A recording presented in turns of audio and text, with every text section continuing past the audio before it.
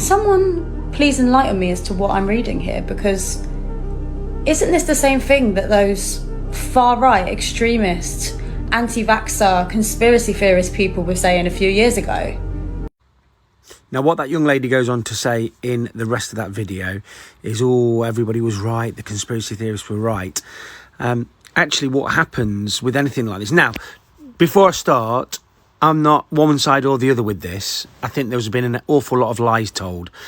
But if you look at when the first common cold started coming out, millions and millions of people were dying from it.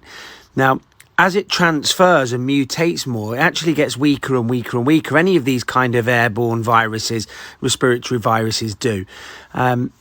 So if you listen to the professionals, they will all have said that over the next few years, it is going to more likely get weaker and weaker and weaker until it does become more like a cold. Now, I've had COVID 2 or 3 times. I didn't test the last time.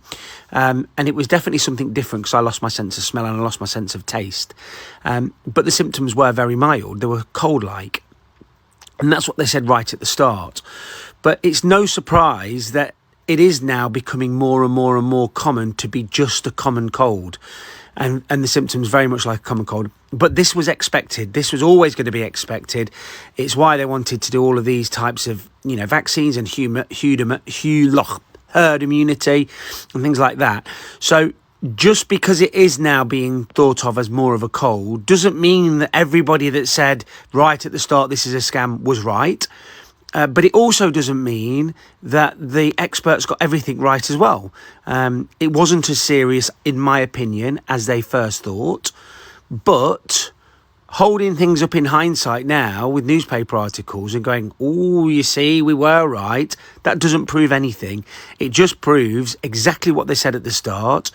Over time, over X amount of mutations, it will get more cold-like and the symptoms will become less and less. Think about it now.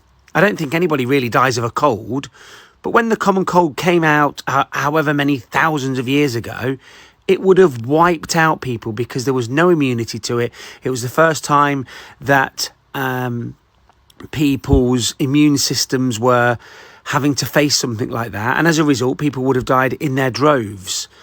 But now, in 2023, somebody gets a cold, you tell them to crack on and get to work, don't you?